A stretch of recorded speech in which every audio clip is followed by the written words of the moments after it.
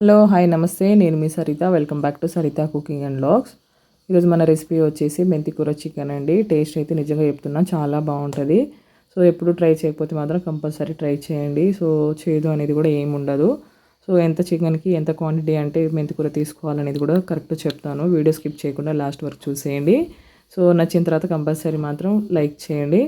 So దానికోసం అయితే ఇక్కడ ఫస్ట్ స్టవ్ ఆన్ చేసుకుని అయితే ఒక ప్యాన్ పెట్టుకోవాలి. తర్వాత ఇందులో ఒక 2 టేబుల్ స్పూన్ ఆయిల్ వేసుకోవాలి.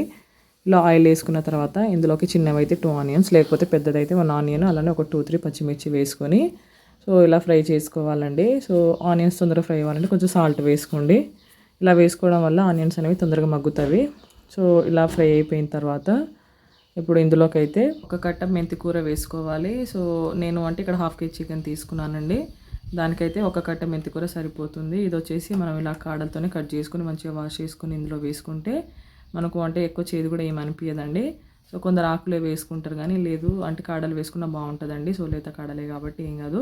సో ఈ విధంగా అయితే మంచిగా ఫ్రై చేసుకోవాలి. మనకు మెంతి కూర అనేది ఎంత మంచిగా ఫ్రై అయితే అంత అంటే మనకు చేదు లేకుండా టేస్ట్ అనేది బాగుంటుంది. సో ఈ విధంగా అయితే ఫ్రై చేసుకోవాలండి. చూడండి నేను వీడియోలో చూపిస్తున్న విధంగా అయితే ఫ్రై చేసుకోండి. సో ఇలా చేసుకున్న తర్వాత ఇప్పుడు ఇందులోకి అయితే 1 టేబుల్ స్పూన్ వరకు అల్లం వెల్లిగడ్డ పేస్ట్ వేసుకోవాలి. 1 టేబుల్ స్పూన్ సరిపోతుందండి. ఇక్కడ 1/2 కేజీ చికెన్ తీసుకున్నాను కాబట్టి. సో ఈ విధంగా వేసుకుని అయితే బాగా కలుపుకోవాలి. మీరు అంటే కుదిరితే మాత్రం ఫ్రెష్ అంటే అల్లం వెల్లిగడ్డ పేస్ట్ వేసుకోండి. అది వేసుకుంటేనే మనకు టేస్ట్ అనేది బాగుంటుంది. సో ఇది మొత్తం అంటే పచ్చి స్మెల్ పోయిన తర్వాత ఇందులోకి ఒక 1/2 టేబుల్ స్పూన్ వరకు పసుపు వేసుకోవాలి. ఇలా వేసుకొని ఒకసారి మొత్తం బాగా కలుపుకోవాలండి. ఇలా కలుపుకున్న తర్వాత ఇప్పుడు మనం ముందుగానే వాష్ చేసి పెట్టుకున్న చికెన్ వేసుకోవాలి. ఇది వచ్చేసి 1/2 కేజీ ఉంటుందండి. సో 1/2 కేజీ చికెన్తో మెంతికూర వేస్తున్నాను నేను, మెంతికూర చికెన్. సో ఇలా వేసుకొని అయితే ఒకసారి బాగా కలుపుకోవాలండి.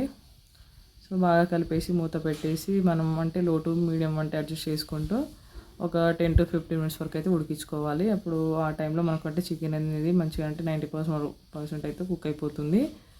సో ఈ విధంగా అయితే కలిపేసి మూత పెట్టేయాలండి. సో మధ్య మధ్యలో అయితే మూత తీసి కలుపుతూ ఉండండి. సో ఇలా కానీ ఎప్పుడు చేయకపోతే కంపల్సరీ ట్రై చేయండి. టేస్ట్ అయితే నిజంగా చెప్తున్నా చాలా బాగుంది. మెంతి కూర తినడం వల్ల హెల్త్కి కూడా చాలా మంచిది. సో ఇలా మధ్యలో అయితే మూత తీసి కలుపుతూ ఉండండి. లేకపోతే ఒక్కోసారి అంటే చికెన్ అనేది అలా కలుపుతూ ఉంటే మనకు మంచి కుక్ అవుతుందండి. కర్రీ వచ్చేసి అంటే రైస్లో కానీ లేకపోతే చపాతీలో, జొన్న రొట్టెలోకి దేనిలోకైనా చాలా బాగుంటుందండి. సో నిజంగా చెప్తున్నా టేస్ట్ అయితే నిజంగా చాలా బాగుంటుంది. సో కాబట్టి కంపల్సరీ ట్రై చేయండి. సో ఇప్పుడు ఇందులోకి అయితే చిన్నవైతే ఒక 2 టమాటోస్, లేకపోతే పెద్దదైతే ఒక 1 టమాటో వేసుకోవాలండి. సో ఈ విధంగా వేసుకొని మూత పెట్టేసి మనకు 5 మినిట్స్లో మంచిగా అంటే సాఫ్ట్ మెత్తగా ఉడికిపోతాయి టమాటాలు కూడా. సో చూడండి ఇక్కడ చూపిస్తున్నాను. సో ఈ విధంగా ఉడికిపోయిన తర్వాత ఒకసారి మళ్ళీ బాగా కలుపుకోవాలి.